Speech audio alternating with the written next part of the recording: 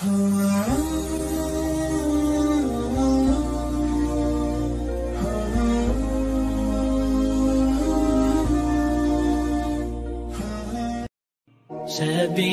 الدموع سبيل مريح، تنهدى يا صاحي كي تستريح. السلام عليكم ورحمة الله وبركاته.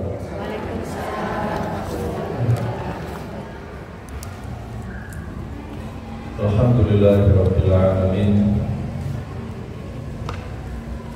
Alhamdulillahilladzi khalaqal insana fi ahsani taqwim. Nahmaduhu wa nasta'inuhu wa nastaghfiruh. Wa na'udzu billahi min shururi anfusina wa min sayyiati a'malina. May yahdihillahu fala mudilla lahu wa may yudlil fala hadiya lahu. Asyhadu an la ilaha illallah wahdahu la syarika lahu wa asyhadu anna Muhammadan 'abduhu wa rasuluh. Allahumma shalli wa sallim wa barik ala nabiyyina Muhammad wa ala alihi wa ashabihi wa man sara ala sunnatihi ila yaumiddin. Rabbi shrah li sadri wa yassir li amri wahlul 'uqdatam min lisani yafqahu qawli. Rabbi zidni 'ilma warzuqni fahma. Allahumma inna nas'aluka 'ilman nafi'an wa rizqan thayyiban wa 'amalan mutaqabbalan. Amma ba'du, ibu-ibu yang dirahmati Allah, pagi yang penuh berkah ini patut kiranya kita bersyukur kepada Allah, memuji Allah Subhanahu wa Ta'ala atas nikmat yang sangat besar yang Allah berikan kepada kita tidak pernah berhenti. Allah berikan kita tiap hari. Di antaranya adalah hari ini Allah Subhanahu wa Ta'ala memberikan nikmat kepada kita untuk bisa hadir di majelis ilmu, hadir di tempat yang berkah, hadir di tempat mulia. Mudah-mudahan kehadiran kita semua menjadi kehadiran yang diberkahi Allah Subhanahu wa Ta'ala. Mudah-mudahan duduknya kita senantiasa duduk yang diberkahi Allah Subhanahu wa Ta'ala. Salawat dan salam semoga Allah senantiasa limpahkan, Allah curahkan kepada Nabi kita Rasulullah sallallahu alaihi wasallam. Ibu-ibu yang dirahmati Allah Subhanahu wa Ta'ala, ketika kita hidup ini kadang-kadang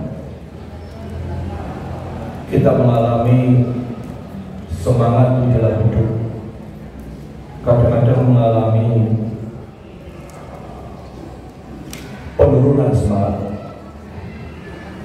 bahkan kadang-kadang ada orang merasa putus asa, merasa lelah, merasa payah menjalani kehidupan. Maka salah satu perkara penting, bagaimana kita berusaha menjadi seorang muslim, muslimah yang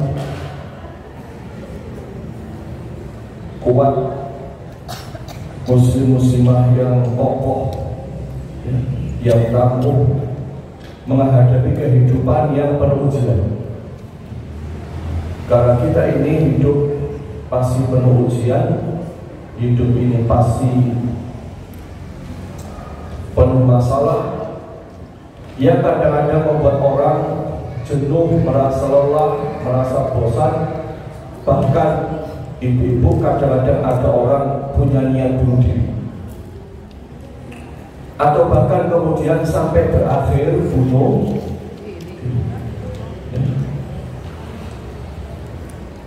Maka sebagai seorang muslim, kita perlu belajar bagaimana kita menghadapi hidup yang tantangannya semakin hari semakin berat, yang problem semakin hari kita rasakan semakin besar, ujian seakan-akan tidak pernah berhenti, dan ini dialami semua orang, dialami semua orang. Bahkan sepekan yang lalu ada seorang mu'alaf Katolik yang dia menikah selama 16 tahun, dan selama 16 tahun dia menyampaikan kepada kami sambil meneteskan air mata, selama 16 tahun saya tidak pernah sholat sekalipun. 16 tahun hidup dalam kondisi yang sangat berat karena suaminya tidak pernah ngajari dia sholat, bahkan baca Quran juga tidak bisa, bahkan bagaimana caranya sholat pun dia tidak paham. Sakit kanker yang sangat ganas, coba hidup yang berat yang membuat dia hampir putus asa. Maka ibu yang dirahmati Allah Subhanahu wa Ta'ala, ini pentingnya kita semua berusaha mendidik diri kita agar kita menjadi seorang muslimah yang kuat dengan segala persoalan, beban, problem hidup yang kita hadapi. Ibu rahmati Allah Subhanahu wa Ta'ala, karena sesungguhnya seorang wanita itu menjadi sangat penting. Seorang wanita khususnya menjadi sangat penting, tidak hanya urusan buat dirinya, tidak hanya sekecil di rumahnya, bahkan urusan negara ini tergantung wanitanya.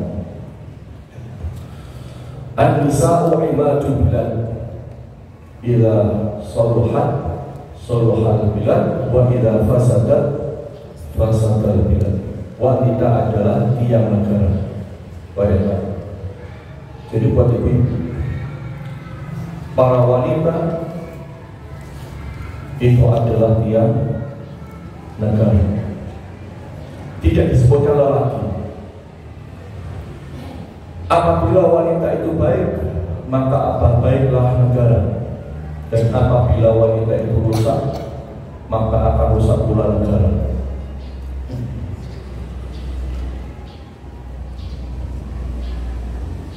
Jadi negara, walaupun hari ini kita lihat presidennya laki-laki, menterinya mayoritas laki-laki, sesungguhnya negara ini baik tidaknya tergantung wanita, tergantung wanita. Apabila wanita itu baik, maka dipastikan negara itu akan baik. Kalau wanitanya rusak, maka hancur negara itu. Begitu pula dalam rumah tangga. Kalau wanita dalam rumah tangga itu baik, maka keluarga itu akan baik. Tapi kalau wanitanya rusak, maka rusaklah rumah tangga. Dan ibu-ibu jika menjadi wanita baik, maka akan kokoh berdiri walaupun dengan usia yang sangat berat. Di tangan wanita lah orang-orang besar lahir di muka bumi. Ibu rahimahullah, salah satu contoh Ibu Sultan Muhammad Al-Fatih. Muhammad Al-Fatih yang berhasil membebaskan Konstantinopel. Bertanya kepada ibunya, bagaimana aku bisa membebaskan wilayah sebesar itu, wahai ibu? Sang ibu dengan hikmat mengatakan, ini nasihat ibunya, dengan Al-Quran, kekuatan, persenjataan, dan mencintai manusia. Jadi sang ibu itulah motivator yang besar buat anaknya sehingga menjadi penakluk Konstantinopel. Ya. Dari ibu itulah lahir pahlawan besar Muhammad Al-Fatih.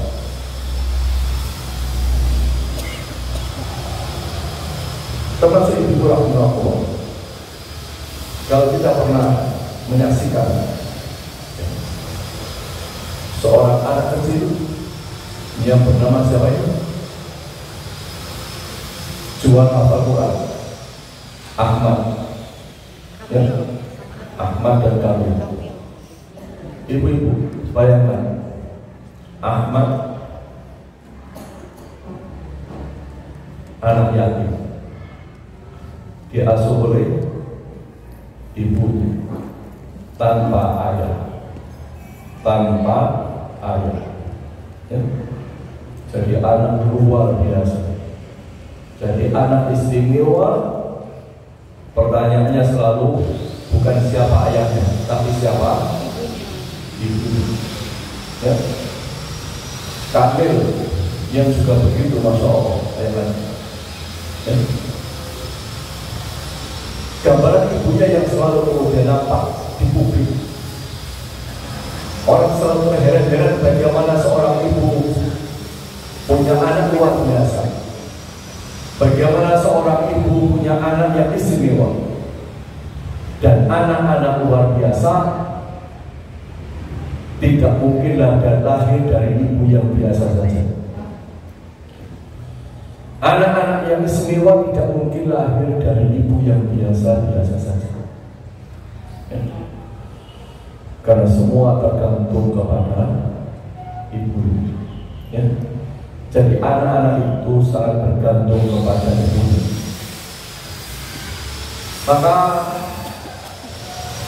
jamaah yang dirahmati Allah Subhanahu wa Ta'ala, ini pentingnya kemudian kita merenungkan bagaimana kita menjadi wanita yang tangguh, menjadi muslimah yang kokoh, karena kita semua punya tanggung jawab besar. Pertama, ya, terhadap diri kita, kedua keluarga kita, bahkan jauh lebih besar soal negara kita. Ya, soal negara kita. Ibu rahimahullah. Maka ada beberapa hal penting, ya, agar kita bisa menjadi muslimah yang tangguh. Ya. Ada beberapa karakter, ada beberapa sifat, ya, yang akan menjadikan seorang muslimah itu benar-benar tangguh. Ya. Dia tidak mudah goyah, dia tidak mudah jatuh, tidak mudah putus asa menghadapi seluruh kehidupan yang dia alami. Dan ini harus kita miliki semua. Yang pertama, yaitu pentingnya salimul akidah, bersihnya akidah. Yang kedua, sahihul ibadah, benarnya ibadah. Yang ketiga, matinul khuluq, kokohnya akhlak. Yang keempat, qawiyul jismi, kuatnya jasmani. Yang kelima, mutaqaful fikri, intelek, cerdas dalam berpikir. Keenam, mujahadun li nafsihi, kuat melawan hawa nafsu. Ketujuh, harifun ala waktihi, sungguh-sungguh menjaga waktunya. Yang kedelapan, munadhamun fi syu'unihi, teratur dalam semua masalah urusannya. Yang kesembilan, nafi'un li ghairihi, bermanfaat bagi orang lain. Inilah 10 karakter, 9 karakter. Inilah 9 sifat yang jika ini dimiliki seorang muslimah, dia akan menjadi muslimah yang sangat tangguh, sangat kuat, menjalani kehidupan yang semakin hari semakin berat. Ibu-ibu yang dirahmati Allah Ta'ala, pertama soal salimul akidah, soal akidah, keimanan yang kuat, akidah yang bersih, yang tidak sampai jatuh kepada kesyirikan. Allah Subhanahu wa Ta'ala misalnya menggambarkan kepada kita orang-orang beriman di dalam surat At-Tahrim. A'udzu billahi minasyaitonir rajim. Wa daraballahu mathalan lil ladzina amanu. Dan Allah membuat istri Fir'aun sebagai perumpamaan, imra'ata Fir'aun, bagi orang-orang beriman. Idh qalat rabbi ibni li 'indaka baitan fil jannah, ketika ia berkata, ya Rabbku, bangunkanlah untukku sebuah rumah di sisimu, wa najini min fir'auna, dan selamatkan aku dari Fir'aun, wa amalihi, dan perbuatannya, wa najini minal qaumil zalimin, dan selamatkan aku dari kaum yang zalim. Ibu-ibu rahimahullah, di dalam surat At-Tahrim ini Allah membuat perumpamaan, Allah membuat contoh, Allah memberikan keteladanan tentang seorang wanita di tengah ujian yang sangat berat, tentang seorang wanita yang punya suami yang sangat buruk, tentang seorang wanita di tengah-tengah kehidupan yang sangat berat. Tapi Allah katakan ini perumpamaan buat orang-orang beriman, buat orang-orang yang punya keimanan. Dan ketika wanita itu kemudian mengatakan kepada Allah di tengah ujian beratnya, di tengah musibah besarnya, dia mengatakan, ya Allah, bangunkan untukku sebuah rumah di sisimu dalam Firdaus. Maka ibu rahimahullah, kenapa istri Fir'aun itu kuat menghadapi ujian rumah tangga yang besar? Karena ada iman di dalam hatinya, karena ada iman di dalam jiwanya.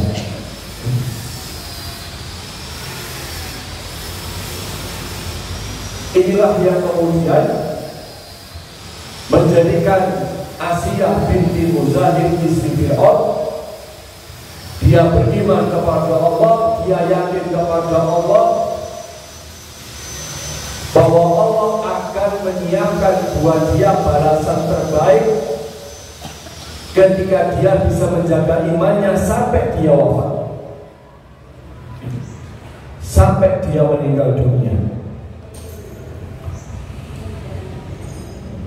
Ibu rahimahullah, di zaman Nabi Sallallahu Alaihi Wasallam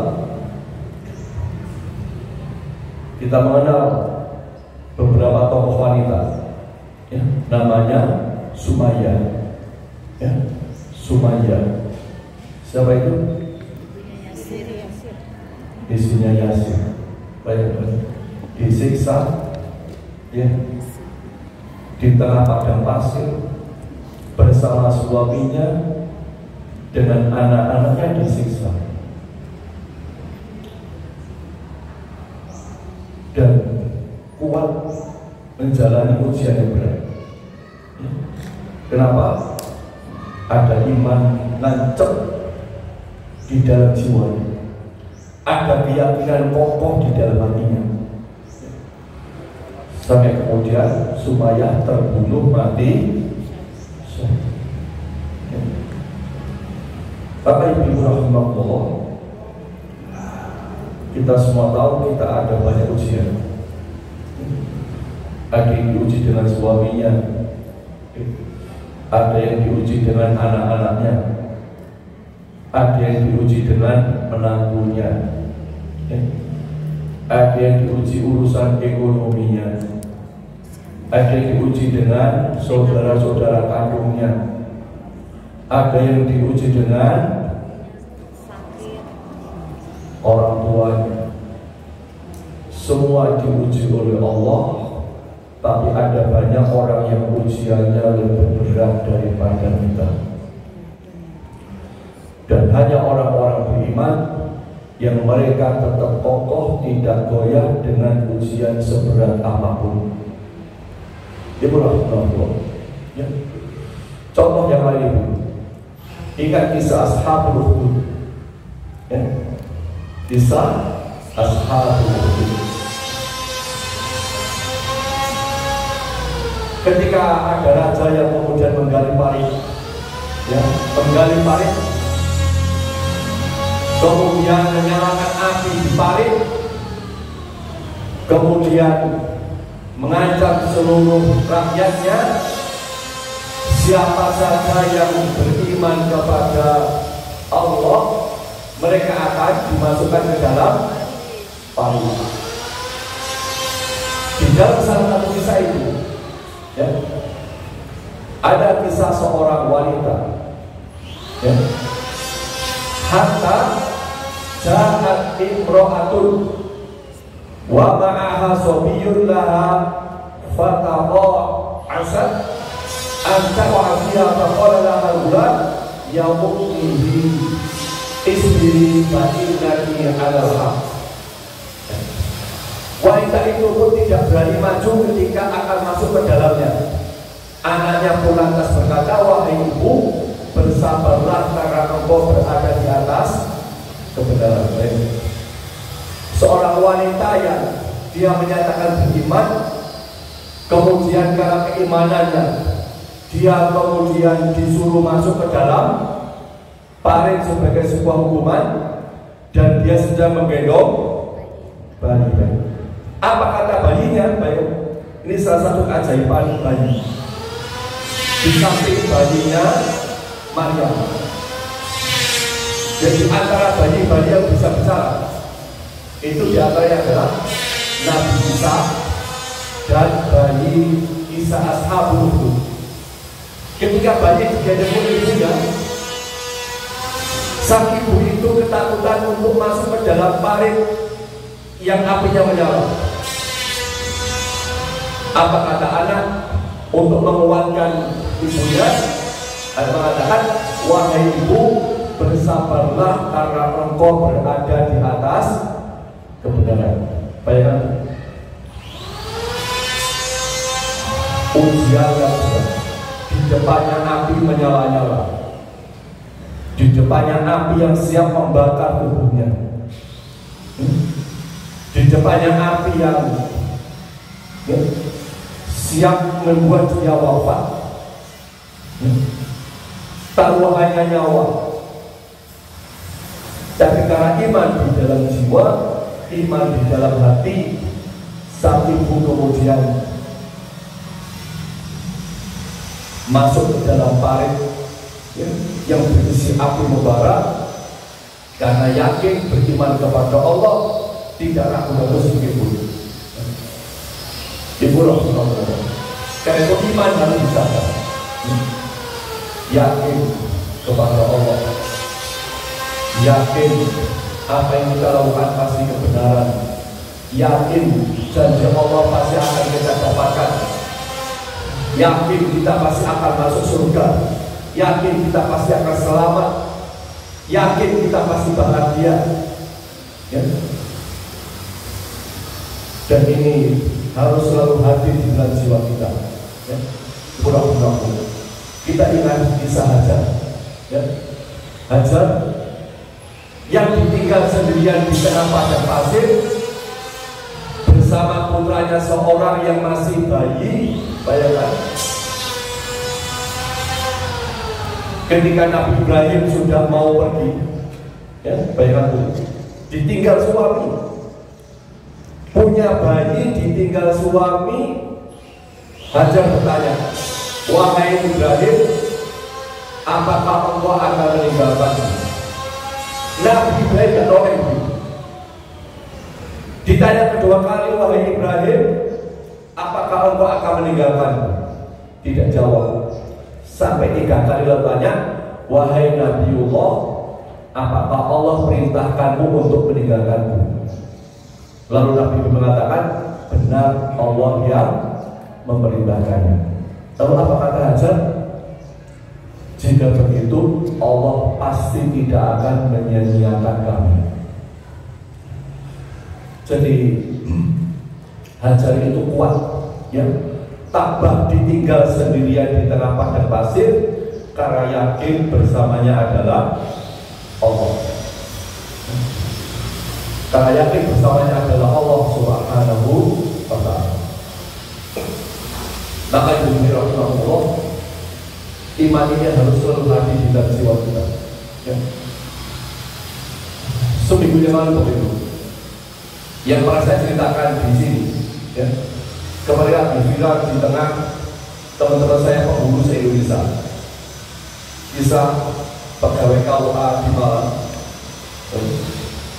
mati dalam kondisi beragama Hindu. Ternyata kemarin itu lagi ramai lagi di kalangan pemburu di Indonesia. Yo, bayangkan, pengajar Quran, khotib Jumat, pegawai KUA, ya, suka ceramah kemana-mana, imannya bisa hilang gara-gara urusan pengobatan saja, ya. Laki-laki, naudzubillah dari orang pada nggak percaya, teman-teman saya mau apa kakaknya, ya, kok bisa-bisanya, ya, ada pegawai KUA, pegawai Kementerian Agama murtad. Maka ibu-ibu jaga iman, ya, jaga iman. Dan ini akan membuat kita menjadi kuat sebagai seorang muslimah, ya. Yang berikutnya, shahihul ibadah, ibadah yang benar, ya. Jadi seorang muslimah itu akan tangguh, akan kuat jika ibadahnya benar, ya. Jika ibadahnya benar, ya. Jika dia istiqomah ibadah kepada Allah, jika ibadahnya sesuai dengan tuntunan Nabi kita Shallallahu Alaihi Wasallam, maka Allah Subhanahu Wa Taala ketika memberikan kepada kita ujian, Allah juga memberikan resep bagaimana kita bisa selamat menghadapi ujian. Apa kata Allah? Wasta'inu bis-sabri was-salah. Minta tolong kepada Allah ketika diuji, ketika ada problem, ketika ada masalah dengan sholat, ya. Bapak Ibu rahimahullah, ibadah itu menjadi penting, ya, buat kita.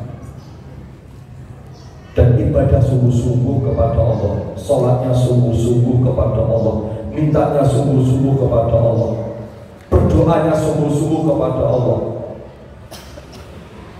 Karena di dalam sholat itulah kemudian kita minta kepada Allah Subhanahu wa Ta'ala atas seluruh kebutuhan hajat hidup kita.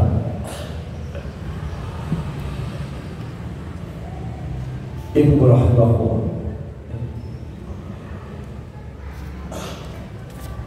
maka dalam salah satu sifat seorang wanita solihah, ya, nanti kita sampaikan, idza sholatil mar'atu khamsaha, jika seorang wanita selalu menjaga sholat 5 waktu,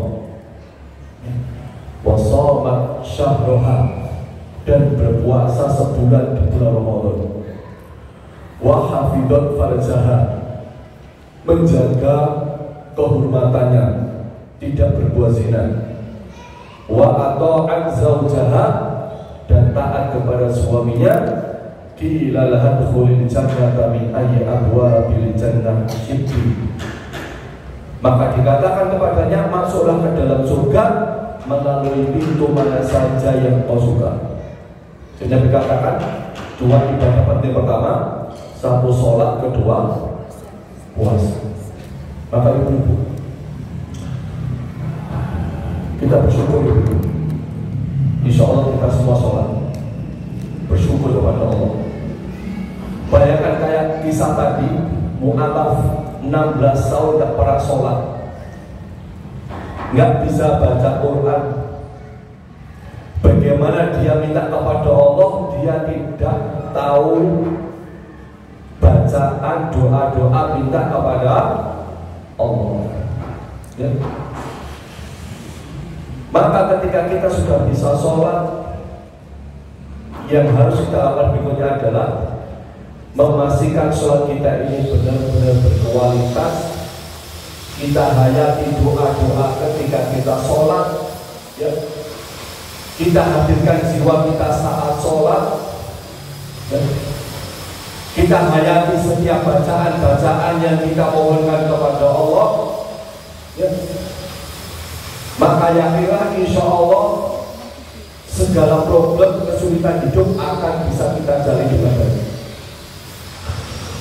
Ibu Rahimahullah, ada sebuah kisah di zaman Nabi SAW. Ingat kisahnya Fatimah. Fatimah ibu-ibu, walaupun anak seorang Nabi, Fatimah itu hidup dalam kondisi yang sangat berat. Kehidupan Fatimah itu sangat berat. Begitu beratnya Fatimah sampai dikisahkan, Fatimah itu terbiasa menumbuk gandum dengan batu dengan tangannya. Fatimah ketika ingin makan buat keluarganya, menumbuk gandum dengan kedua belah tangannya. Baik. Kalau kita zaman dulu apa namanya? Lutu, ya, jagung beras. Saya masih ingat, saya dulu kecil itu jagung. Karena saya dulu kecil masih makan jagung, ya. Tapi seberat-beratnya kita dulu, kita kadang masih pakai ini, apa namanya? Lupa tahu, ya. Alatnya masih pakai kayu, masih pakai gilisan, ya, ya. Ingat tidak? Saya ingat ketika kecil saya disuruh saya begitu. Kalau makan nasi jagung, jagungnya digilis dulu, ya, itu begini. Tapi bayangkan ibu-ibu, seorang wanita Fatimah ketika untuk makan keluarganya harus menumbuk gandum dengan tangannya sampai tangannya kemudian kasar, merasa lelah, merasa payah, ya, merasa berat. Lalu suatu saat Fatimah mendengar Nabi SAW punya budak sapi, mendapatkan budak sapi. Lalu Fatimah datang ke rumah Nabi SAW. Ketika datang, kemudian ternyata Nabi SAW tidak ada di rumah. Ditemui oleh Aisyah radhiyallahu anha. Lalu Fatimah menceritakan kepada Aisyah radhiyallahu anha tentang apa yang dialami dalam rumah tangga, beratnya numbuk gandum, tangannya yang menjadi keras, lelahnya tiap hari bekerja, belum yang lain-lain. Lalu menyampaikan kepada Aisyah agar disampaikan kepada ayahnya, yaitu Fatimah berharap diberi seorang budak, berharap dibantu dengan seorang budak di rumah tangga beliau. Lalu setelah Nabi SAW datang ke rumah Aisyah pulang, mendengar berita dari Aisyah tentang permintaan anak kandungnya seorang bayi. Fatimah itu anak seorang, yang lain anaknya meninggal dunia. Bayangkan, satu-satunya anak perempuan. Saya yakin kalau kita punya anak perempuan satu, hanya satu, apapun yang diminta akan dikasih, apapun yang diminta dituruti. Dan itu kita punya pasti dikasih. Dan Nabi tahu persis betapa beratnya Fatimah, betapa lelahnya Fatimah ngurus keluarga, melayani suami, mencukupi seluruh kebutuhan hidupnya. Mendengar dari Aisyah apa yang disampaikan oleh putri kandung satu-satunya, Nabi kemudian datang kepada rumah Ali bin Abi Thalib dan Fatimah, lalu menyampaikan kepada keduanya, maukah aku berikan kepadamu sesuatu yang lebih baik daripada apa yang kamu minta? Apa yang diminta tadi? Budak untuk bantu rumah tangganya. Apa kata Nabi? Berpikirlah sebelum tidur Subhanallah 33 kali, Alhamdulillah 33 kali, Allahu Akbar 34 kali.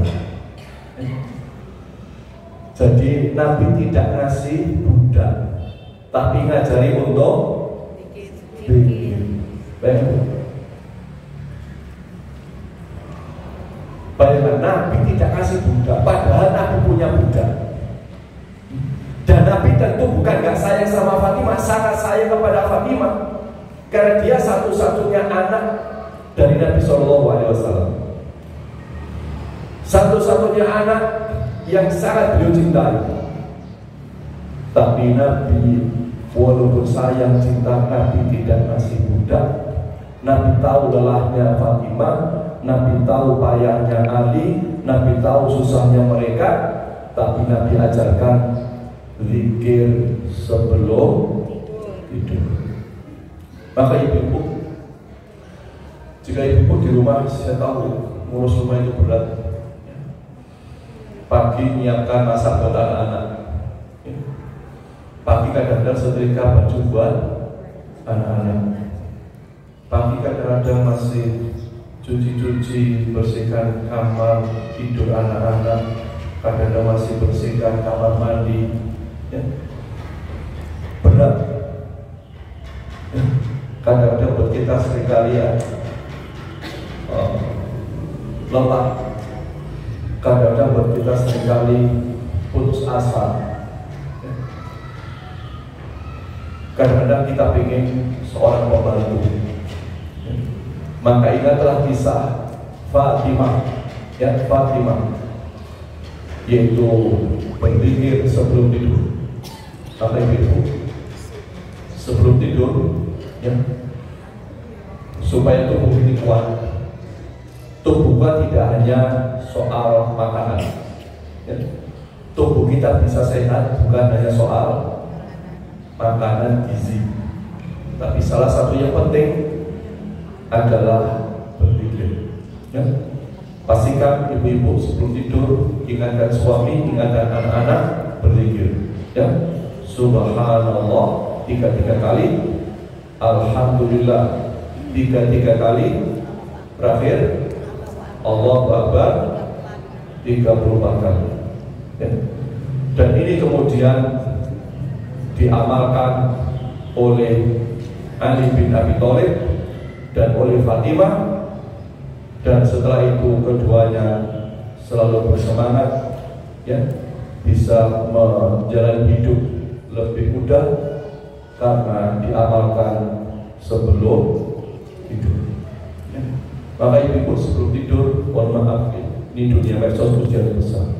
Biasanya orang sebelum tidur hari ini yang dipegang HP.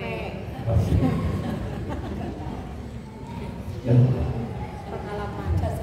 Ya, lalu ibu, ya, kalau mau tidur Ya, sebelum tidur HP dijauhkan, pikir dulu.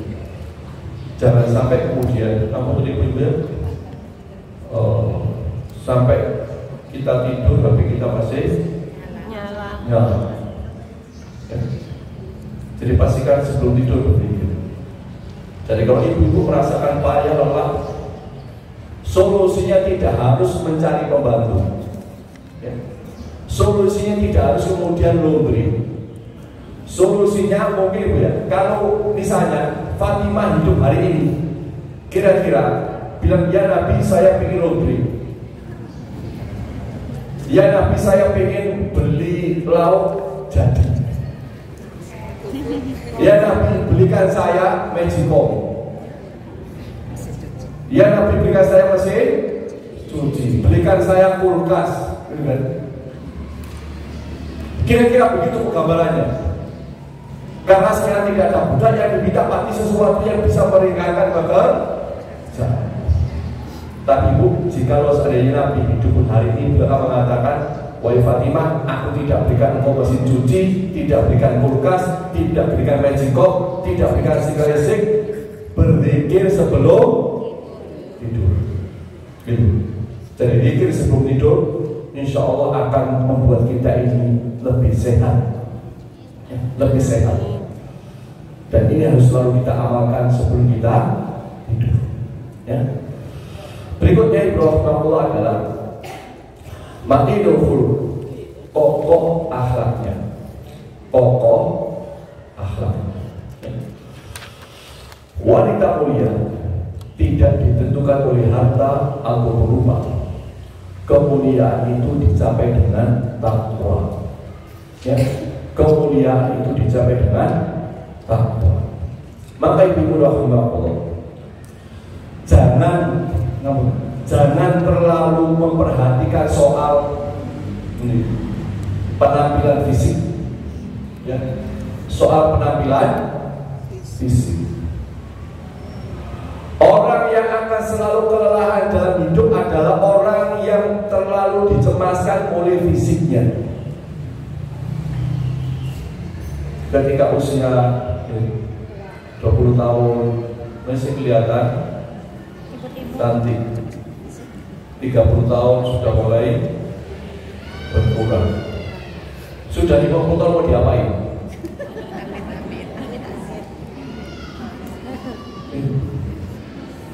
Gak bisa diapa-apain dong. Karena tabiatnya orang itu semakin bertambah tua, tubuhnya semakin melemah, ya, keriput sudah mulai kelihatan. Ibu-ibu, saya dulu ketika kecil, saya dulu sering kali pegang tangan bapak saya, di tangan bapak saya keriputan. Sekarang kemarin gantian anak saya pegang tangan saya. Ini bikin apa kok begini? Artinya urat-uratnya kelihatan, kan udah mulai. Mana saya dipegang ibu? Ini kok bisa begini? Jadi karena sudah tua nih. Ibu pernah dipegang tangan anaknya? Cucu ini dipegang ibu kok begini tangannya, nek kok begini tangannya ya?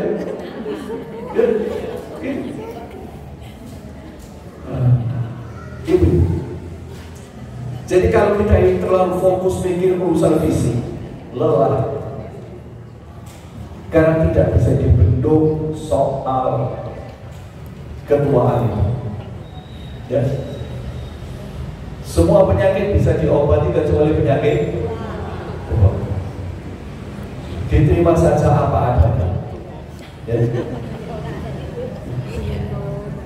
Tapi sesungguhnya yang bisa kita pertahankan, bahkan bisa kita perbaiki, bahkan semakin baik adalah soal akhlak, soal perilaku kita. Dan itu akan membuat kita semakin tenang, semakin bahagia. Maka Imam Malik misalnya pernah berkata kepada seorang pemuda, pelajarilah adab sebelum mempelajari ilmu. Ibunda Imam Malik bin As mengatakan, Anakku, datanglah ke majelisnya Robiah, pelajarilah akhlak dan adabnya sebelum engkau mempelajari hadis dan fikih darinya. Dan hari ini ibu, soal adab itu menjadi persoalan yang sangat memprihatinkan. Ya. Setelah kemarin kasusnya siapa ini? Guru siapa? Suryani. Iya. Siapa namanya? Supriyani. Kita nggak tahu yang salah benar kayak apa, tapi kita bayangkan dunia pendidikan akhlak sudah hancur. Lalu setelah itu muncul apa video dibuat seorang guru cuek dengan siswanya yang bertengkar. Guru nggak perhatikan murid-muridnya gegeran. Guru nggak takut nasihati murid-muridnya yang mau pacaran. Dibuat video untuk menggambarkan bahwa sekarang guru pada takut semua menasihati murid-muridnya. Bayangkan, karena adab sudah hilang, akhlak sudah hilang. Ini hari ini terjadi. Maka buat anak-anak kita, buat kita, adab itu menjadi penting, akhlak itu menjadi penting. Dan itu yang buat kita menjadi kokoh, kuat menghadapi kehidupan seberat apapun. Mengajari anak-anak kita untuk bisa bertahan dalam situasi yang sulit itu menjadi penting. Mengajari anak kita untuk sabar menghadapi segala persoalan itu menjadi sangat penting. Menghadapi anak kita dihukum dan dia menerima itu penting. Jadi ibu, pesan buat kita semua, kalau sesuatu anak kita dihukum, biarkan anak kita segera mengambil hikmah pelajaran dari hukuman apapun. Biarkan anak kita mengalami kehidupan yang berat, insya Allah menjadi pelajaran berharga buat dia ketika dia dewasa. Ibu pernah saya ceritakan kepada ibu sekalian. Saya pernah habis SMA, ya, saya juga di SMA dan langsung kuliah. Saya di SMA itu saya kerja di Pulau Bali, kerja di pasar buah. Kerja saya itu mulai zuhur sampai jam 6 pagi. Habis SMA 2 tahun ya, 2 tahun di Bali. Jadi kerjanya mulai zuhur sampai jam 6 pagi. Setelah makan saya tidur sampai zuhur. 2 tahun. Dan saya seringkali tidur di depan, di trotoar beralas kardus, beralas koran biasa. Ibu bisa bayangkan kehidupan di Bali. Pemabuk, peminum, narkoba, judi, mohon maaf, main perempuan, orang Bali biasa. Bali biasa. Apalagi orang itu. Tapi ibu, saya bersyukur 2 tahun hidup saya di Bali memberikan pelajaran sangat berharga kepada saya. Begitulah orang hidup mesti ada tantangannya. Saya bersyukur. Nah, anak kita itu perlu menghadapi seperti itu agar jiwanya kokoh, tidak mudah putus asa, ya, siap menghadapi kesulitan seberat apapun. Jangan pernah anak dimanja, ya. Biarkan anak menghadapi kesulitannya sendiri, kecuali kalau benar-benar mentok baru ditolong.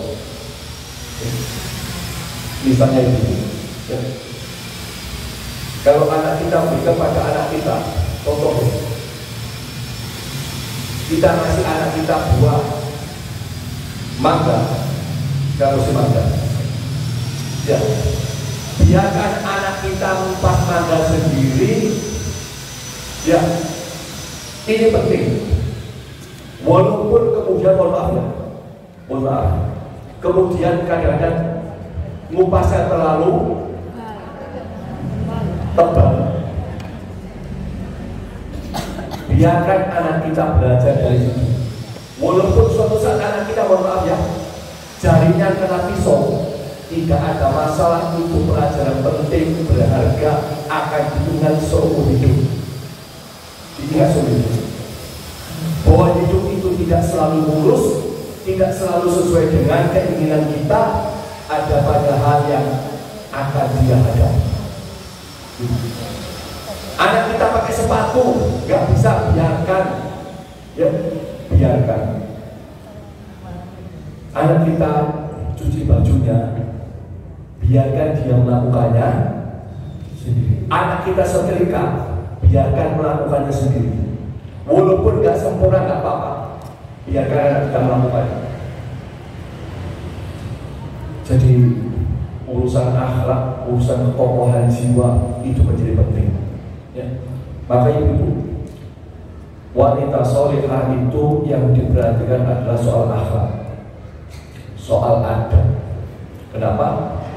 Wanita wajah cantik dibawa ke tanah, akhlak baik dibawa ke jannah. Ya. Jadi wajah cantik dibawa ke tanah, akhlak baik dibawa ke jannah. Tuh, secantik-cantiknya kulit cuma nggak sampai 1 mili.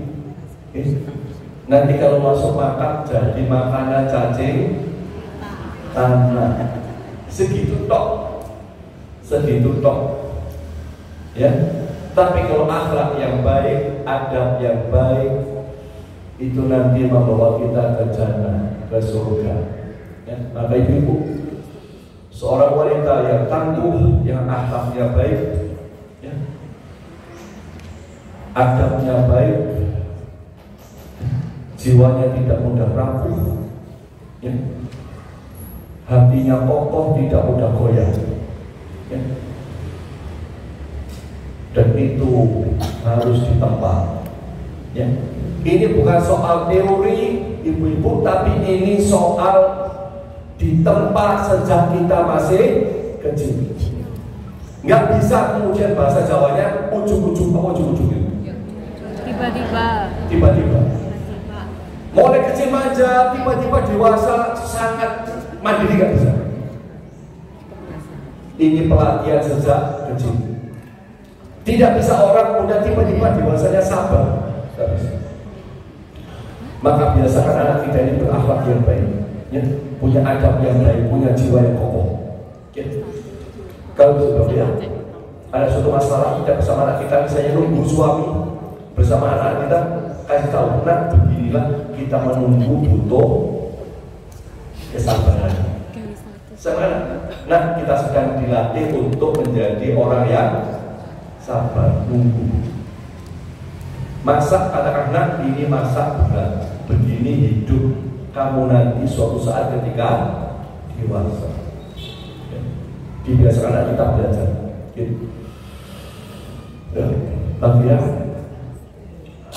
Kemudian yang berikutnya, ya. Maka ibu-ibu ya, tidak cantik, biar tak cantik di mata manusia, tapi biarlah cantik di mata Allah. Ya. Dan ibu rahimahullah, nggak usah khawatir misalnya ibu atau punya anak tidak cantik, tidak ada ukuran kecantikan itu dapat suami duluan, ya nggak cantik nggak dapat suami, nggak ada hubungannya, nggak ada hubungannya. Ya. Maka biarkan anak kita memperbaiki akhlaknya, memperbaiki adabnya, ya, insya Allah akan jadi anak yang baik. Ya. Sebagaimana Maryam, ya, menikah apa tidak Maryam? Tidak menikah, tetapi jadi wanita mulia, jadi wanita mulia. Ya, tidak menikah tapi tetap jadi wanita mulia. Itu artinya ibu-ibu, kemuliaan seorang wanita itu bukan diukur saat dia menikah, bukan. tapi saat dia menjadi wanita solehah senantiasa menjaga adab akhlak. Kemudian berikutnya, muslimah akan menjadi tangguh ketika qawiyul jismi, kuat jasmaninya. Bapak Ibu, ya. Nabi menyampaikan, ya, al-mu'minul qawiyyu khairun wa ahabbu ilallah minal mu'mini dhaif wa fi kulli khair ihris ala ma yanfa'u. Mukmin yang kuat lebih baik dan lebih dicintai oleh Allah daripada mukmin yang lemah. Ya. Maka ibu-ibu,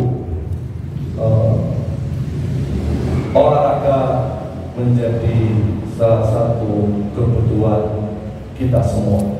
Olahraga tidak hanya buat lelaki, ya. Makanan yang sehat tidak hanya buat lelaki, ya. Apalagi hari ini banyak makanan instan, ya. Dan keluarga kita sebaiknya tidak terlalu sering mengkonsumsi makanan instan, ya.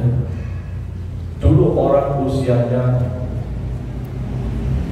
sangat lama, salah satunya karena makanannya sehat, ya.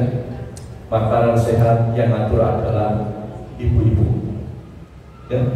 Sekarang banyak kasus anak-anak gagal ginjal, ya. Yang tahu ibu-ibu tak tahu, yang tahu persis apa yang dimakan anak adalah ibu-ibu. Seperti saya nggak tahu persis apa yang dimakan anak saya tiap hari, ya, kecuali istri saya, ya. Maka ibu-ibu harus jaga anak-anaknya agar sehat, ya. Termasuk kita hari ini, ya, lebih suka makan cemilan, ya. Bepergian yang dibawa cemilan, rekreasi yang dibawa, apalagi nggak sehat, ya. Itu yang seringkali menyebabkan kita ini jadi sakit, ya. Maka sehat itu penting. Kenapa? Kalau kita sehat, kita kuat, insya Allah kita bisa ibadah jauh lebih banyak daripada saat sakit. Bapak Ibu rahimahullah, jaga kesehatan kita, dan hindari hal-hal yang tak penting yang membuat kita berkurang kesehatannya, menurun kesehatan kita, ya. Kadang-kadang ada orang bertanya, hari ini rumah sakit di mana-mana, tapi penyakit semakin banyak. Dokter nggak karu-karuan jumlahnya, tapi orang sakit semakin banyak. Dulu adanya bukan rumah sakit, di desa adanya cuma mantri, ya. Bukan dokter, hanya mantri, ya. Hanya bidan, ya. Nggak ada puskesmas, ya. Tapi orang pada sehat semua, ya. Sekarang obat di mana-mana, apotek banyak luar biasa, dan tidak ada apotek yang sepi hari ini. Di Batu, saya lihat di salah satu desa itu, ibu kalau ke arah Selekta habis rest area itu apotek kanan kiri itu banyak sekali. Dan tidak ada kita cari apotek bangku, tidak ada, karena semuanya laris. Siapa yang beli? Orang sakit. Hanya orang sakit semakin banyak. Maka ibu, ya, jaga kesehatan, ya, olahraga yang cukup, ya. Jangan sampai kemudian sakit, ya. Karena ibu itu pekerjaannya besar. Besar ibu itu, saya tahu ibu, tidak semua lelaki bisa mengerjakan pekerjaan wanita. Lelaki itu kerja di kantor kadang-kadang bisa istirahat. Ibu suruh istirahat. Ya. Lelaki kerja di kantor kadang-kadang masih bisa santai-santai. Ibu-ibu sulit untuk santai-santai. Ya, pekerjaannya berat, pekerjaannya besar, maka jaga kesehatan. Ya, pastikan kita selalu olahraga. Ya, pastikan tubuh kita selalu sehat dan kuat. Ya, dan ini penting. Karena itu sekarang banyak olahraga berperempuan loh. Ya, ada memanah, apalagi ada berkuda. Ya, apalagi berenang. Tapi kalau berenang harus cari kolam renang yang khusus buat wanita. Maka beberapa majelis taklim saya tahu mereka tidak hanya ngajak ngaji begini, bahkan mereka punya waktu khusus bersama jamaah, mereka nyewa kolam renang sendiri. Betul itu. Jadi mereka tidak hanya ngaji bareng, tapi mereka punya waktu-waktu tertentu, mereka sewa kolam renang khusus booking untuk sekian jam. Jadi kalau ingin aman, itu bersama-sama booking kolam renang. Karena kalau kita sendirian, pasti di situ campur dengan lelaki. Dan sekarang banyak, ya sekarang banyak, ya wanita memanah, wanita berkuda sepanjang sesuai dengan syariat, maka itu sebagai bagian dari kebaikan. Ya. Kemudian berikutnya adalah muthaqaful fikri, intelek dalam berpikir. Ya. Kenapa Allah menyampaikan man yuridillahu bi khairan yufaqihu fiddin. Barang siapa yang Allah kehendaki mendapat seluruh kebaikan, maka Allah akan memahamkan dia tentang agama. Ibu-ibu, Aisyah itu orang yang cerdas. Aisyah itu istri yang cerdas. Ya. Sangat banyak hadis dihafal oleh Aisyah. Ya. Sangat banyak sabda-sabda Nabi yang diriwayatkan oleh Aisyah. Jadi Aisyah itu mendengar Nabi ngomong langsung hafal.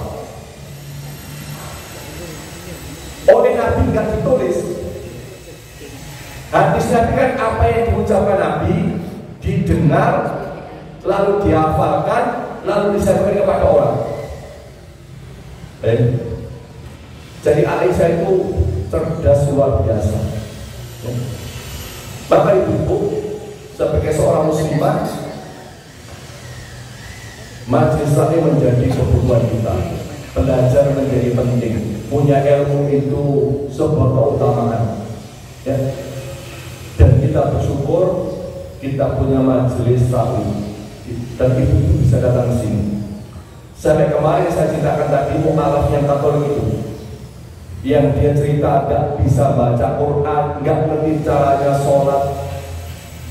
Saya bilang, Bu, agak jauh dari rumah Anda ada majelis taklim orang-orang belajar Al-Quran. Jaraknya kira-kira 2 kilo. Beliau bilang, saya gak bisa sepeda motor Pak Arif, pengen belajar Quran, gak bisa naik sepeda motor.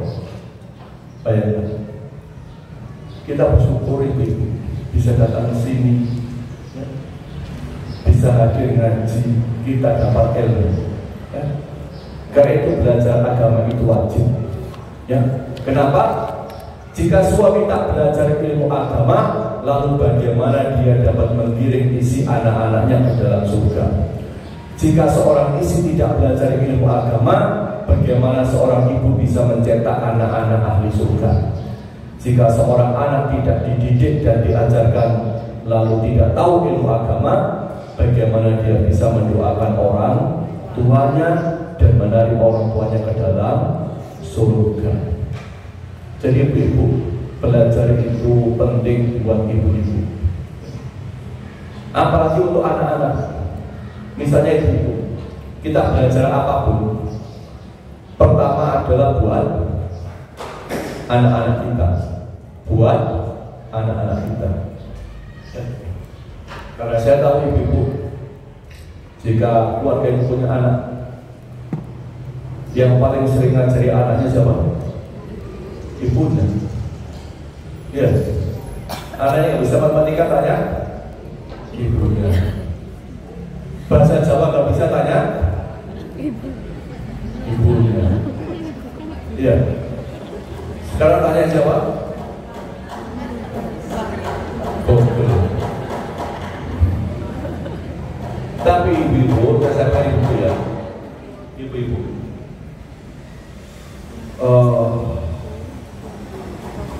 Anak bisa lihat HP ya. Anak bisa belajar matematika, rumus-rumus fisika dari HP ya bisa. Tapi sesungguhnya yang penting buat anak kita bukan sekedar soal dia bisa, tapi bagaimana proses untuk bisa. Ya, proses untuk bisa. Ya. Karena kalau anak-anak kita tergantung dengan maaf begini, itu tidak menjadikan anak semakin pintar. Sekarang informasinya di Finlandia, anak-anak belajar sudah tidak lagi pakai HP. Sekarang di Finlandia itu ibu-ibu, anak belajar sudah pakai manual lagi. Finlandia yang jadi kiblatnya pendidikan dunia, sekarang pendidikan sudah pakai pulpen, balik, kertas lagi. Kita ini yang pendidikannya terlambat, kok malah sekarang pakai HP.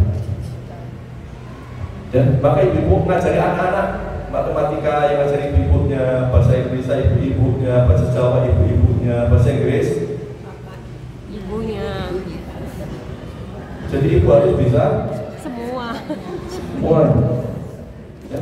Anak nggak bisa baca Quran, ibu ngajari. Ya. Dan itu penting. Dan salah satu yang sangat penting ibu-ibu, pastikan anak-anak kita, ibu-ibu, bisa membaca surat Al-Fatihah dari ibunya. Jangan sampai anak kita bisa Fatihah, hafal Fatihah dari orang lain. Jangan sampai anak kita hafal Fatihah dari, mohon maaf ya, TPI. Jangan sampai anak kita hafal Fatihah dari dunia. Pastikan anak kita hafal Fatihah dari orang tuanya. Kenapa? Pahala membaca surat Al-Fatihah yang dibaca anak kita itu nanti didapatkan oleh siapa yang ngajarinya. Siapa yang ngajari anak kita? Kalau ibunya yang ngajari anaknya, maka pahala itu nyampe kepada ibunya. Maka di sini seorang ibu harus paham, harus punya ilmu dan disampaikan kepada anak-anak. Oke? Karena apa? Al-ummu madrasatul ula. Ibu adalah sekolah pertama anak-anak. Ya, ibu pastikan kita belajar. Ya. Kemudian yang berikutnya mujahadatun li nafsihi. Kuat melawan hawa nafsu. Ya. Wa man jahada fa innama yujahidu li nafsihi. Innallaha la ghaniyyun 'anil 'alamin. Barang siapa berjihad bersungguh-sungguh, maka jihadnya adalah untuk dirinya sendiri. Yang ibu, hidup ini perlu kesungguhan, perlu keseriusan, perlu pengorbanan. Ya, hidup ini satu paket. Hidup ini satu paket itu. Kalau kita ingin ikan paus, carinya di mana? Laut. Samudra besar. Kalau ingin ikan cupang, di sungai pinggir sawah. Ya. di sungai pinggir sawah. Kalau pengen ikan paus di samudra besar. Kalau pengen ikan cupang di sungai pinggir sawah. Kalau kita pengen keberhasilan yang besar, perlu upaya yang besar. Hidup itu satu paket, ya. Maka bersungguh-sungguhlah di dalam hidup ini. Insya Allah yang kita dapatkan adalah hasil yang besar, ya, hasil yang sangat besar. Kemudian yang ketujuh, haridun ala waktihi, sungguh-sungguh menjaga waktunya, ya. Haridun ala waktihi, sungguh-sungguh menjaga waktunya. Nabi ingatkan kepada kita, ya, nikmatani mahbunun fihi makatsiru minan nas, as-sihah wal faragh. Dua kenikmatan kebanyakan manusia tertipu pada keduanya, satu kesehatan, dua waktu luang, ya. Maka jangan sampai kita waktunya sia-sia. Jangan sampai waktu kita tidak berguna. Jangan sampai waktu kita tidak ada manfaatnya, ya. Sekarang ibu-ibu semua seakan-akan banyak dibantu dengan teknologi, tapi seakan-akan waktu itu semakin sempit. Bayangkan, seakan-akan waktu semakin sempit. Dulu ibu-ibu ketika tidak ada HP, tidak ada telepon, tidak ada sepeda motor, bayangkan kita bisa silaturahim ke sebanyak-banyaknya keluarga. Sekarang ada kendaraan, ada mobil, ada sepeda motor, ada HP, gak sempat silatur. Bayangkan, ya Allah, dulu gak ada aplikasi di HP. Al-Quran kita jelek, tiap hari baca Quran, ya. Sekarang kadang-kadang gak sempat. Lalu, ya Allah, ya. Maka itu jangan sampai medsos ini menghabiskan hidup kita. Jangan sampai HP ini menghabiskan kehidupan kita, ya. Anak-anak kita lebih betah di HP daripada yang lain. Nanti kita akan rugi, ya. Jangan sampai, ya. Jangan sampai. Al-waktu kasayf, waktu itu ibarat pedang, ya. Jika bukan engkau yang memotongnya, ia akan memotongmu, ya. Jadi waktu itu ibarat pedang. Illam yang tohu yang to'akan. Maka hati-hati dengan waktu kita itu, ya. Apalagi ibu di rumah, mungkin di rumah suami bekerja, pekerjaan rumah selesai, lalu sibuk dengan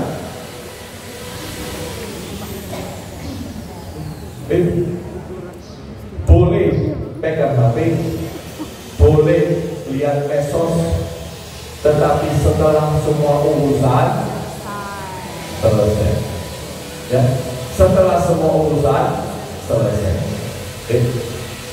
Kemudian yang ke-8, munadhabun fi syu'unihi, teratur dalam semua masalahnya, ya, tertib dalam semua urusannya, ya.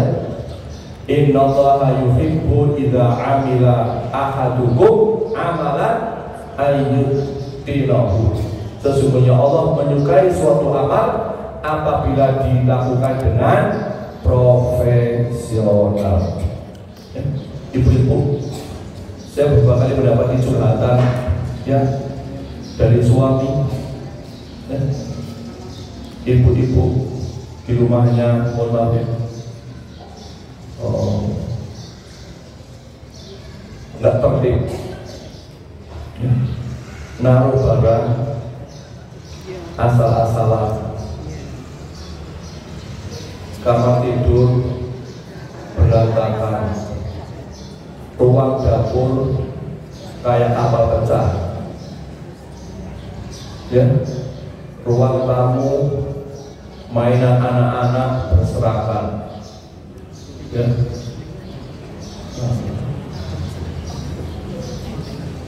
Maka biasakan kita hidup ini tertib, ya, hidup ini disiplin, ya, meletakkan sesuatu pada tempatnya, ya, di mana letak handuk, di mana baju bersih, di mana baju kotor, di mana mukena habis dipakai, di mana diletakkan sajadah.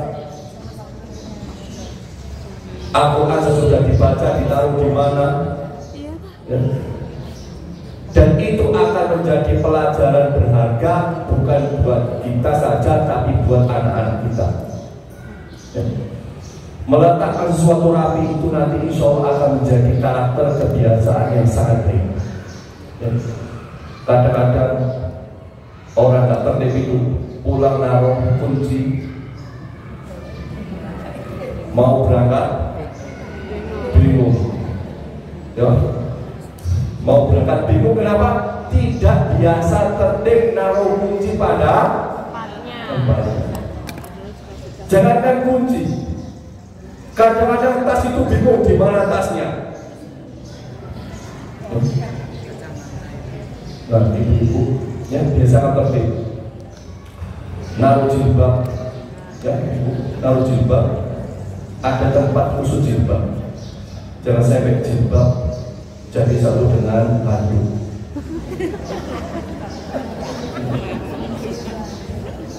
Ya.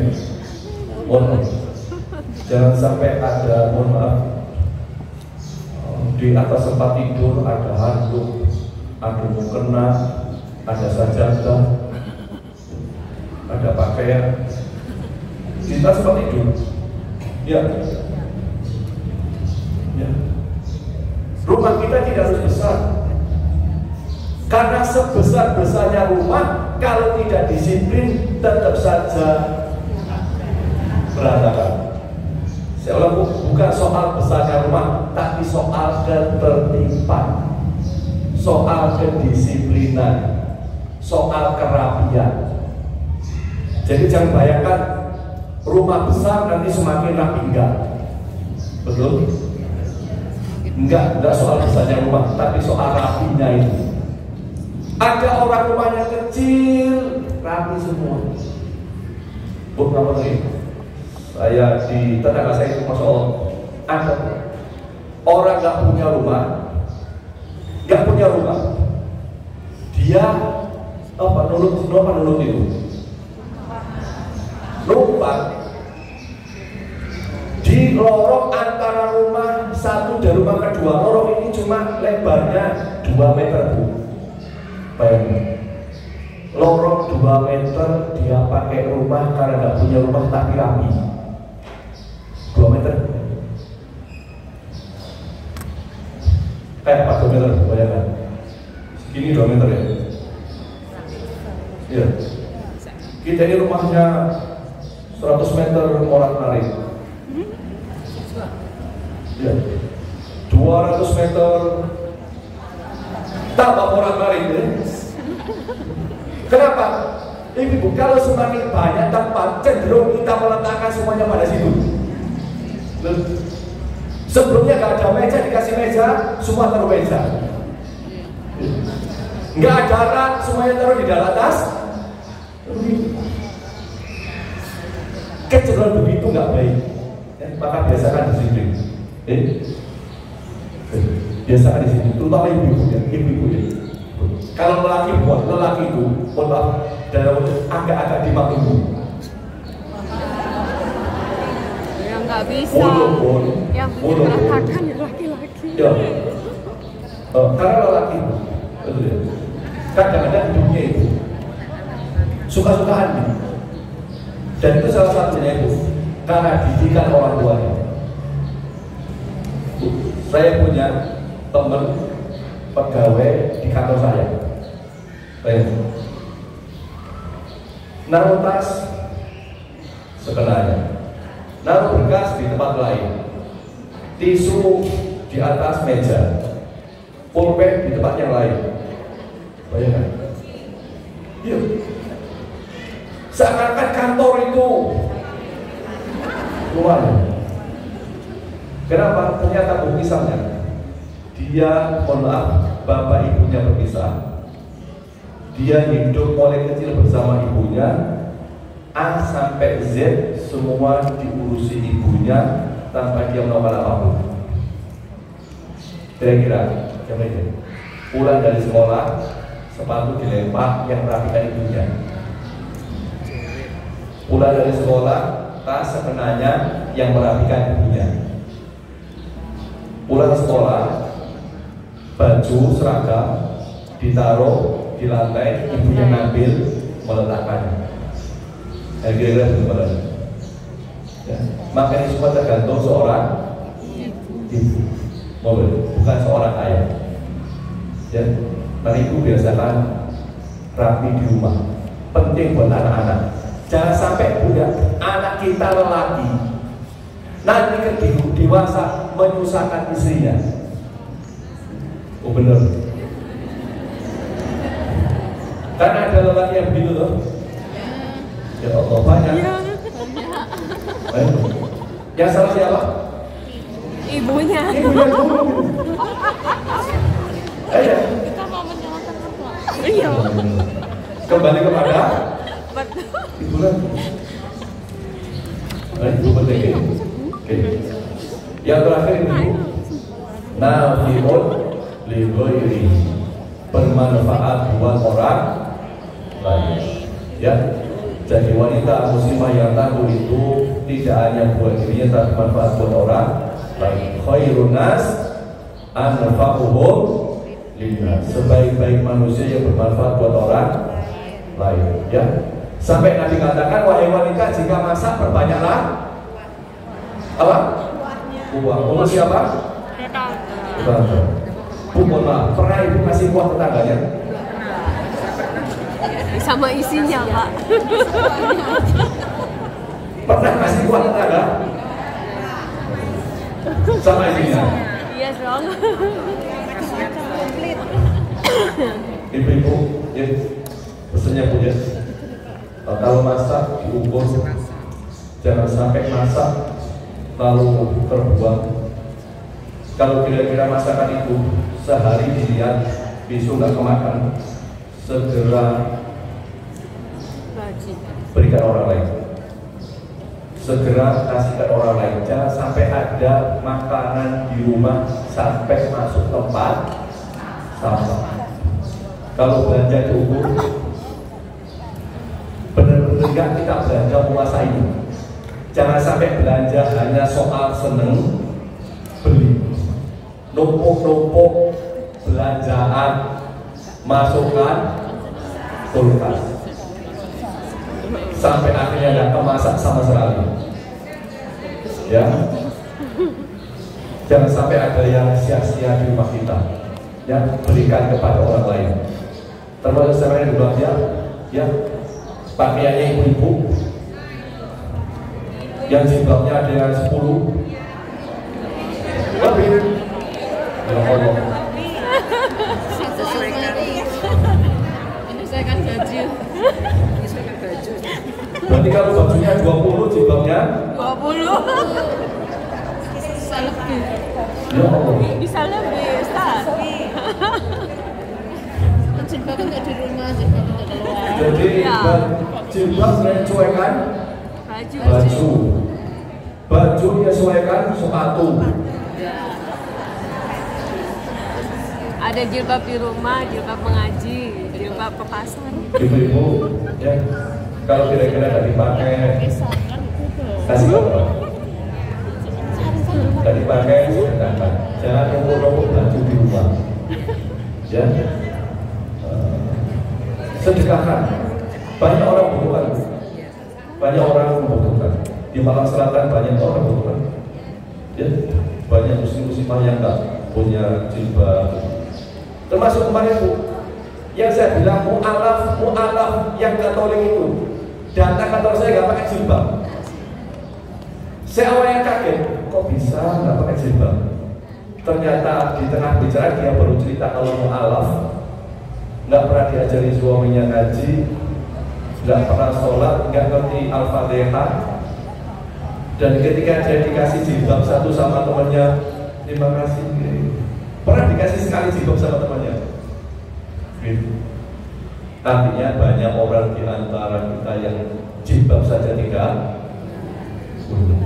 Ya, maka berikan manfaat sebesar-besarnya buat orang lain. Ya, saya kira ini bahagia beberapa 9 hal ya tentang muslimah yang tangguh, dan 9 ini harus menjadi salah satu kepribadian kita sebagai seorang muslimah. Ya, mudah-mudahan jadi ilmu yang bermanfaat. Mudah-mudahan kita semua jadi muslimah yang bahagia dunia sampai surga Allah Subhanahu wa Ta'ala. Ya, saya kira itu. Alhamdulillah wa iyyakum ajmain. Nggak usah ada pertanyaan nih. Nggak usah, kita sudah setengah 10. Sekali lagi mudah-mudahan bermanfaat. Sejenak kita tutup dengan doa. Mudah-mudahan doa kita menjadi doa yang dijabah Allah Subhanahu wa Ta'ala. Bismillahirrahmanirrahim. Allahumma salli wa sallim wa barik ala nabiyyina Muhammadin walhamdulillahi rabbil alamin. Allahumma inna nas'aluka ilman nafi'an wa na'udzu bika min ilmin la yanfa'. Ya Allah, berikan kepada kami ilmu yang bermanfaat. Ya Allah, berikan kepada kami ilmu yang menjadikan kita semakin taat kepada-Mu ya Allah. Ya Allah, berikan kepada kami ilmu yang menjadikan hati kami semakin lembut ya Allah. Ya Allah, berikan kepada kami ilmu yang menjadikan kami semakin dekat kepada surga-Mu ya Allah. Ya Allah, jauhkan kami dari ilmu yang tidak bermanfaat. Lindungi kami dari ilmu yang tidak berguna ya Allah. Selamatkan kami dari ilmu yang sia-sia ya Allah. Ya Rahman ya Rahim, ya Mujibas Sa'il. Allahumma ya muqallibal qulub, tsabbit qulubana ala dinik. Allahumma musarrifal qulub, sarrif qulubana ala ta'atik. Wahai yang membolak-balikkan hati, kuatkan hati kami di atas keimanan. Kuatkan ketaatan kami kepada-Mu ya Allah. Kuatkan Islam di dalam jiwa kami ya Allah. Cintakan hati kami kepada kebaikan, dan mudahkan kami melakukan kebaikan itu ya Allah. Bencikan di dalam hati kami dosa dan keburukan ya Allah, dan berikan kami kekuatan untuk meninggalkannya ya Allah. Jauhkan antara kami dengan dosa maksiat sebagaimana Engkau jauhkan antara timur dan barat ya Allah. Allahumma inna nas'aluka husnal khatimah wa na'udzu bika min su'il khatimah. Ya Allah, wafatkan kami, keluarga kami, anak-anak kami husnul khatimah. Wafatkan kami dalam kondisi beribadah kepada-Mu ya Allah. Wafatkan kami, keluarga kami, dan mudahkan lisan kami bisa membaca la ilaha illallah. Ya Allah, jika nanti kami sulit membacanya, Engkau yang bisa memudahkannya ya Allah. Engkau yang bisa memudahkan lisan kami bisa membaca la ilaha illallah. Ya Allah, jauhkan kami, keluarga kami, anak-anak kami dari su'ul khatimah. Selamatkan kami dari mati yang buruk ya Allah. Rabbana atina fid dunya hasanah wa fil akhirati hasanah wa qina adzabannar. Ya Allah, beri kami semua bahagia ya Allah. Kami ingin bahagia bersama anak-anak kami. Kami ingin bahagia bersama keluarga kami. Kami ingin bahagia bersama orang tua kami. Ya Allah, berikan kami bahagia di surga terbaik, ya Allah. Tapi kami ingin ke surga bersama anak-anak yang kami cintai. Kami ingin pulang ke surga terbaik bersama ibu yang kami sayangi. Kami ingin rindu ketemu orang tua ayah kami di surga, ya Allah. Ya Allah, izinkan kami nanti berkumpul bersama semua keluarga kami di surga, ya Allah. Bersama anak-anak kami, bersama ayah ibu kami, bersama semua saudara kami, bersama seluruh jamaah yang hadir di sini, ya Allah. Bersama semua orang yang ngaji bersama kami hari ini, ya Allah. Bersama semua orang yang sering berkumpul bersama kami di sini, ya Allah. Ya Allah, selamatkan kami semua dari api neraka. Lindungi anak-anak yang kami cintai dari siksa neraka. Jauhkan ibu kami dari siksa neraka, ya Allah. Selamatkan bapak kami dari siksa neraka, ya Allah. Selamatkan semua yang hadir di sini dari neraka, ya Allah. Selamatkan semua keluarga yang hadir di sini dari api neraka, ya Allah. Wa qina adzabannar. Wa qina adzabannar. Wa qina adzabannar. Subhana rabbika rabbil izzati amma yasifun. Wassalamun ala mursalin walhamdulillahi rabbil alamin. Demikian, mudah-mudahan bermanfaat. Assalamualaikum warahmatullahi wabarakatuh. Allahu Rabbi wal Islam dini wa Muhammadan Rasulullah.